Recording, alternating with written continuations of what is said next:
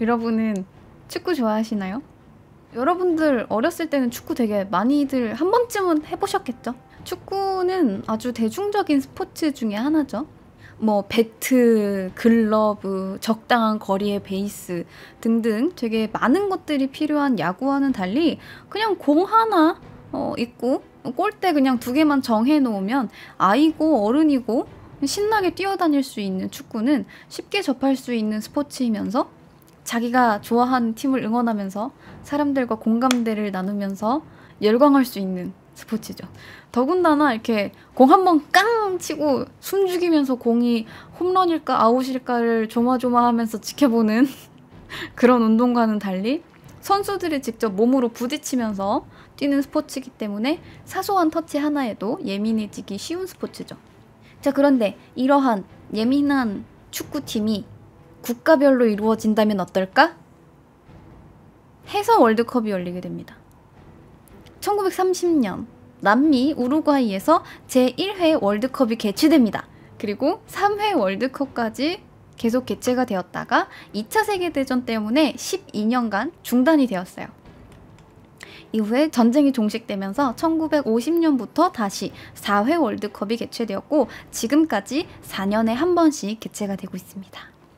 자, 그리고 1970년 멕시코 월드컵이 열립니다.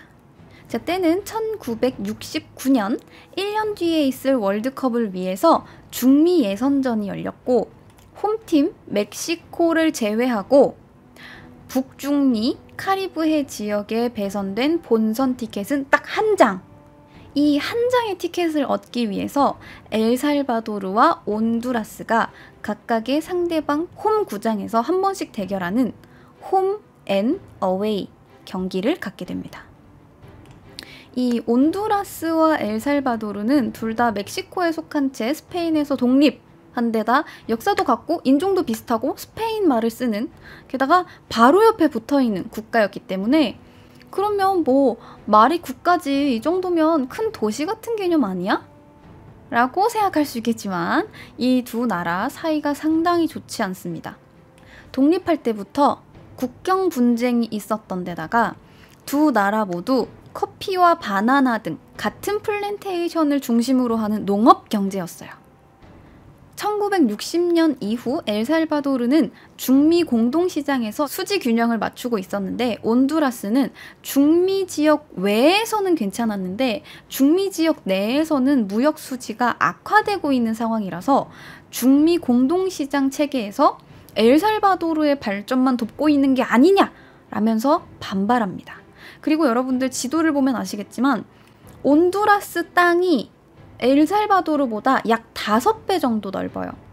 근데 인구는 엘살바도르가 40% 정도 많습니다. 온두라스는 땅이 넓어서 농사를 짓기 쉬운 반면 엘살바도르는 영토가 너무 좁아가지고 농사를 짓는데 어려움도 많았고 농사 지을 만한 땅을 14가문이라는 극소수의 부유층들이 대부분 다 차지하고 있는 상황이라서 일반 소작농들이 일굴 수 있는 땅이 점점 더 좁아졌어요. 그러다 보니까 엘살바도르의 사람들은 먹고 살기 위해서 몰래 온두라스로 넘어가서 정착합니다. 그래서 이 온두라스에 엘살바도르에서 온 불법 이민자들이 점점 늘기 시작했고 약 30만 명의 불법 이민자들이 온두라스로 넘어오게 됩니다. 엘살바도르 불법 이주민들은 온두라스 전체 농지의 20% 정도를 불법 개간해서 차지하고 있었고 그러자 이에 온두라스는 1962년 토지개혁을 통해 국경지역에 불법 거주하고 있던 엘살바도르 이민자들 수천 명을 추방하면서 국경을 봉쇄해버립니다.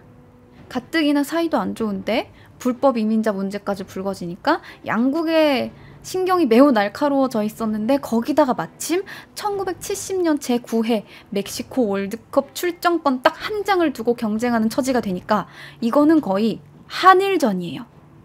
지면은 죽는 거예요. 왜 이들이 치열하게 축구를 했어야 됐는지 이해가 되시죠?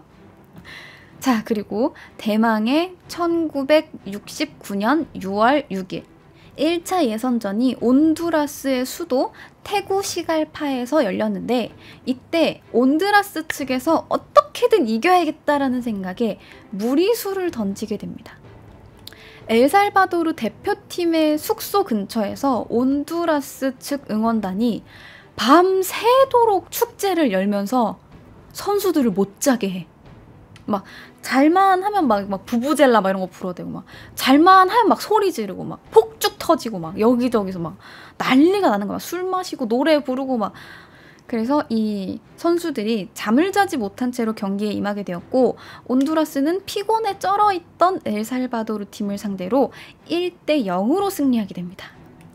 자, 그런데 이때 축구 열혈 팬이었던 엘살바도르의 18살 여성이 우리나라가 졌다라면서 권총으로 자살하는 사건이 발생하게 돼요. 그래서 사실 이때 이 18살짜리 여성이 그냥 때 맞춰 어떻게 운 좋지 않게 하필 이 타이밍에 권총 자살을 했고 이게 축구 때문이다라는 소문이 퍼졌다라는 이야기도 있어요. 그러나 이 사건이 발생하자 엘살바도르 대통령과 국가대표 축구팀까지 장례식에 참석해서 거의 국가적인 애도 분위기가 조성됩니다. 그리고 이러한 살벌한 분위기 속에 1969년 6월 15일 이번에는 엘살바도르의 수도 산살바도르에서 2차 예선전이 열리게 됩니다. 이번에는 엘살바도르가 홈팀이죠. 아까는 온두라스가 홈팀이었는데 홈앤어웨이니까 이번에는 엘살바도르가 홈팀입니다. 그 전 경기에서 당한 것도 있겠다. 자살한 여성 문제도 있겠다. 이번에는 엘살바도르에서 지면 안 됩니다. 수작질을 하죠. 너네도 똑같이 당해봐라 하면서 온두라스 팀 대표팀 숙소 앞에서 사람들이 호텔 창문에다가 썩은 달걀을 집어 던지고 죽은 쥐를 집어 던지고 소란을 막 피우면서 대표팀을 재우지 않아요. 이때 심지어 요리사가 온두라스 대표팀이 먹는 음식에다가 설사약까지 탔다라는 소문이 돌았을 정도예요. 결국 온두라스 대표팀은 되로 주고 말로 받았죠. 잠도 못 잔 채 경기를 치르게 되었고 그 결과 온두라스는 엘살바도르에 무려 3대 0으로 지게 됩니다.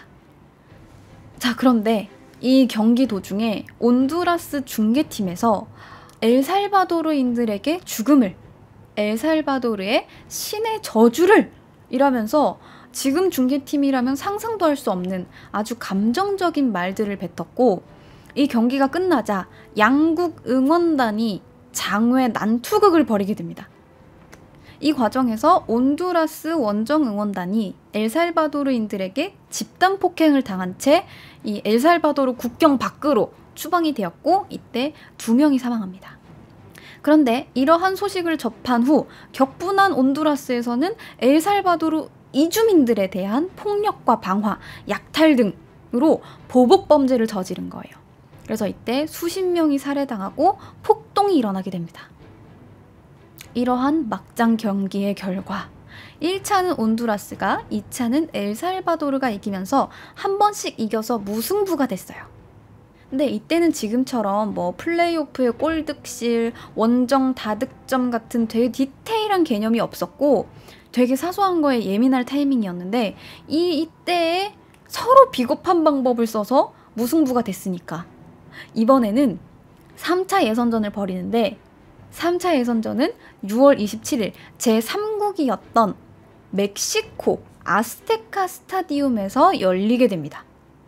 제3국이면 그렇게 뭐 홈팀이 유리하거나 할 일은 없잖아요. 그래서 멕시코에서 열리게 돼요. 근데 워낙 예민한 경기였기 때문에 피파 측에서 10만 명이 입장할 수 있는 축구 경기장에 2만 명만 입장시켰고 경찰을 투입을 시켰는데 이 경찰이 관람객보다 더 많았대요. 그래서 선수도 관람객도 치열한 경기를 앞두고 엘살바도르는 온두라스가 이길 경우 이제 외교 단절을 하겠다라고 협박을 했습니다. 그렇게 경기가 시작이 되고 선수들은 지면 죽는다라는 생각으로 주먹까지 휘둘러 가면서 6탄전을 벌이며 경기에 임했고 그 결과 2대2 무승부, 2대2로 무승부가 됩니다. 그래서 연장전을 해요. 연장전까지 간 끝에 엘살바도르의 로드리게스가 결승골을 넣으면서 3대2로 엘살바도르가 승리합니다.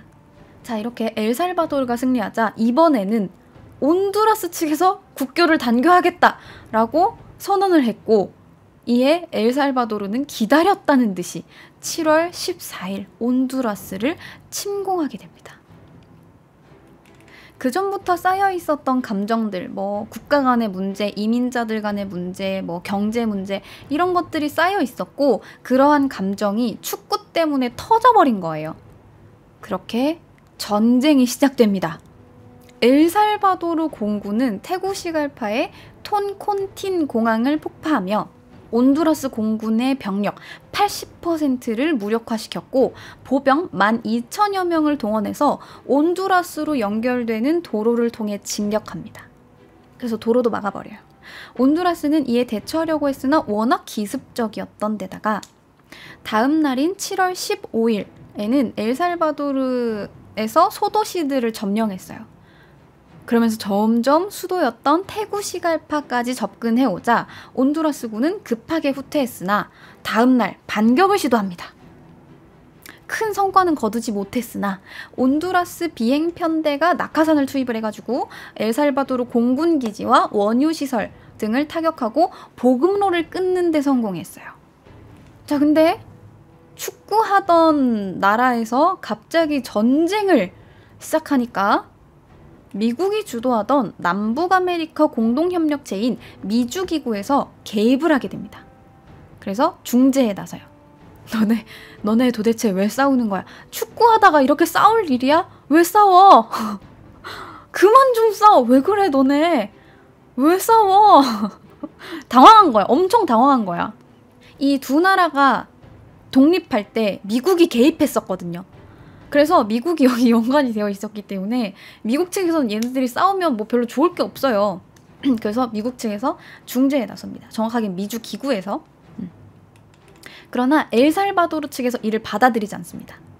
만약에 뭐 너네가 중재를 하고 싶으면 온두라스 내에서 엘살바도르 국민에 대한 안정과 피해 보상을 약속해라. 안 그러면 우린 휴전할 수 없다. 너네 말리지 마. 우리 지금 끝장을 볼 거야. 이러면서 우깁니다. 그러나 미국이 그래? 열받았구나 너네. 그러면은 너네 경제 석유 괜찮겠어? 정말 괜찮아? 라고 하니까 갑자기 꼬리를 내립니다. 그건 아니지. 아니 그때는 좀 화가 나서 그랬고 생각해보니까 싸워서 좋을 게 없네. 휴전을 해볼까? 이대로 휴전을 해볼까? 하면서 바로 꼬리를 내렸고 개전 4일 만인 7월 18일 날 정전을 선언합니다. 이렇게 100시간 전쟁이 막을 내리게 됩니다. 전쟁 끝났어요. 이게 자본주의의 힘입니다. 분노 조절 잘해. 아주 잘해. 근데 어차피 미국이 아니었어도 오래 갈 수 없는 싸움이었어요. 이 전쟁으로 온두라스와 엘살바도르 모두 수천 명의 사상자가 났고 약 10만여 명의 난민이 발생했으며 특히나 엘살바도르 측으로 보자면 국가 예산의 5분의 1 수준이었던 2천만 달러를 전비로 소모한 거예요. 4일 싸우는데. 게다가 미국이 온두라스에 있던 엘살바도르 불법 이민자들을 다 강제 추방해버려서 난민들까지 떠안게 되니까 이 난민들이 빈민들이 된 거야. 그러니까 경제적으로도 큰 타격을 입었죠. 게다가 석유 파동으로 인해서 식료품 가격이 상승하죠. 온두라스에 넘어가서 농사를 짓던 난민들이 빈민층이 됐고 농업 생산력은 바닥을 치고 거기다가 온두라스가 중미 공동시장을 아예 탈퇴해버렸어요. 그러면서 이 엘살바도르와 아예 교역을 중단해버립니다. 그리고 국민들은 엘살바도르 상품에 대한 불매운동을 전개하게 되죠. 그러자 2천만 달러에 달하던 온두라스 시장이 사라져버리니까 엘살바도르의 공업도 큰 타격을 받게 됩니다. 나라가 순식간에 개판이 돼버렸어요. 그러자 여기저기서 반정부 시위가 일어납니다. 수도였던 산살바도르의 시장을 역임했던 호세 나폴레온 두아르테와 야당연합이 반정부 활동을 하다가 투옥되는 등 정부가 이들을 아주 강하게 진압하자 이번에는 지하 세력들이 대규모로 들고 일어납니다. 막 학생들도 들고 일어나고 지하 세력이 대규모로 조직되면서 도시랑 농촌에서 막 게릴라전을 전개하는 거야. 이렇게 1972년부터 1992년까지 약 50만 명의 난민과 8만여 명의 사상자를 내는 엘살바도르 내전의 원인 중 하나가 된 거죠. 그렇다면 온두라스는 괜찮을까요? 불법 이민자들이 빠져나갔으니까 이제는 뭐 토지도 재분배해주고 좀 살만할까요? 절대 그렇지 않죠. 이 남은 땅들이 대지주와 대기업에 넘어가 버립니다. 그래도 이 불법 이민자들을 내보내고 나라가 토지를 재분배해주면 우리 살 수 있지 않을까 했던 희망까지 없어져 버린 거예요. 대지주와 대기업이 토지를 나누는 과정에서 부정부패를 저지른 거예요. 때문에 혼란이 가중됩니다. 그렇게 1972년 쿠데타가 일어나면서 독재 정권이 시작돼요. 그렇게 온두라스는 1981년 민주화가 되기 전까지 9년 동안 군사 독재 정권의 지배를 받게 됩니다. 근데 뭐 둘 다 농업국가였는데 한번 이겨보겠다고 서로 이웃한 나라들끼리 싸워대고 뭐 국토 초토화 되니까 당연한 결과였겠죠. 전쟁으로 인해서 사이좋게 망했습니다. 둘 다 파국이에요. 자, 그러면 일단 오늘은 축구 얘기로 시작했으니까 축구 얘기로 끝내볼까요? 어쨌든 이러한 과정을 통해서 어쨌든 예선에서는 엘살바도르가 이겼잖아요. 자, 그러면 엘살바도르는 그 다음에 어떻게 됐을까요? 전쟁까지 치르면서 멕시코 월드컵에 출전한 엘살바도르는 A조 예선에서 소련, 멕시코, 벨기에랑 붙어서 3연패를 기록합니다. 0득점, 9실점. 자, 근데 이렇게 사이가 좋지 않았던 두 나라 1982년에 다시 붙습니다. 스페인 월드컵 지역 예선 때 또 붙게 되는데 이때 또 0대 0으로 승부를 가르지 못했어요. 자, 근데 이때는 예전이랑 달리 출전권이 한 장에서 두 장으로 늘어났고 이미 본선이 진출 확정이 되어 있었던 온두라스 측에서 멕시코와의 마지막 전쟁에서 열심히 뛰었고 그 결과 멕시코와 0대 0 무승부를 기록하면서 온두라스가 지역 예선 1위, 엘살바도르가 멕시코와 승점 차이 1점으로 2위를 기록하면서 두 나라가 나란히 스페인 월드컵에 참가하게 됩니다. 자, 그러면 그 다음엔 어떻게 됐을까요? 스페인 월드컵 나가서 어떻게 됐을까? 스페인 월드컵에 출전한 두 나라는 나란히 졌습니다. 특히나 엘살바도르는 헝가리에 10대 1로 집니다. 자, 이렇게 오늘은 축구 하나로 전쟁까지 불사한 두 나라 온두라스와 엘살바도르 이야기 여기까지 하도록 하겠습니다.